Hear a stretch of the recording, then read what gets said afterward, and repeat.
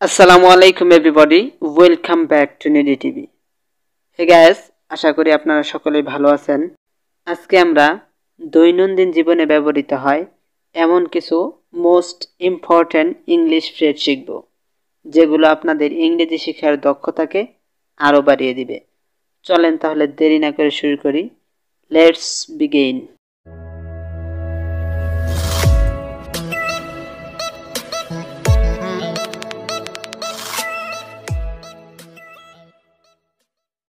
Number 1, I don't think so. I don't think so এর meaning হচ্ছে আমার তা মনে হয় না, আমার তা মনে হয় না। I don't think so আপনি কোথায় ইউজ করবেন চলেন দেখে নেই। ফর এক্সাম্পল, কেউ বলল তুমি 2 দিনের মধ্যে ইংরেজিতে কথা বলতে পারবে, তখন আপনি বলতে পারেন I don't think so. I don't think so আমার তা মনে হয় না। Number 2, I feel much better. I feel much better এর মিনিং হচ্ছে আমি অনেক ভালো বোধ করতেছি বা ফিল করতেছি। আমি অনেক ভালো বোধ করতেছি অথবা ফিল করতেছি।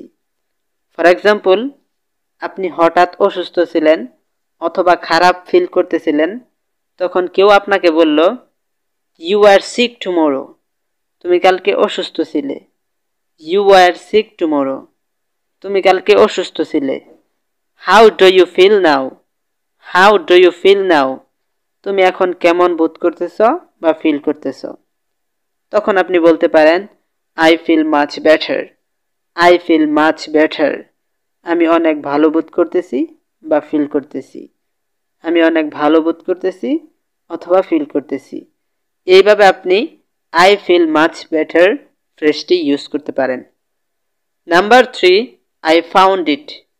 I found it এর মিনিং হচ্ছে আমি এটা খুঁজে পেয়েছি, আমি এটা খুঁজে পেয়েছি।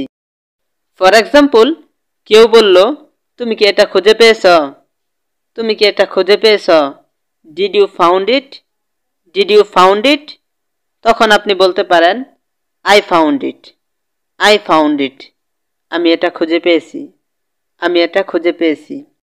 Another example, did you found book, did you found book তুমি কি বই খুঁজে পেয়েছ, তুমি কি বই খুঁজে পেয়েছ তখন আপনি বলতে পারেন I found it. I found it আমি এটা খুঁজে পেয়েছি।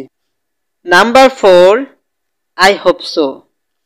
আই হোপ সো এর মিনিং হচ্ছে আমারও তাই মনে হয়, আমারও তাই মনে হয়। ফর এক্সাম্পল, কেউ বলল প্রতিদিন এক্সারসাইজ করলে শরীর ভালো থাকে, তখন আপনি বলতে পারেন আই হোপ সো আমারও তাই মনে হয়। আই হোপ সো আমারও তাই মনে হয়। Another example, if you pray 5 times you will get জান্নাত। If you pray 5 times you will get জান্নাত তুমি যদি 5 বার নামাজ পড়ো তাহলে জান্নাত পাবে। তুমি যদি 5 বার নামাজ পড়ো তাহলে জান্নাত পাবে। তখন আপনি বলতে পারেন I hope so. I hope so আমারও তাই মনে হয়। হে গাইস, এইভাবে আপনি আজকের এই ফ্রেজগুলো আপনার ডেইলি কনভারসেশনে ইউজ করতে পারেন। সো আজকের ক্লাসটি আপনাদের জন্য খুবই ইম্পর্টেন্ট ছিল। যদি ভালো লেগে থাকে তাহলে আজকের ক্লাসটিতে লাইক করবেন এবং কমেন্ট করবেন এবং শেয়ার করতে ভুলবেন না। Thank you so much. Till then, take care of your health. আল্লাহ হাফেজ।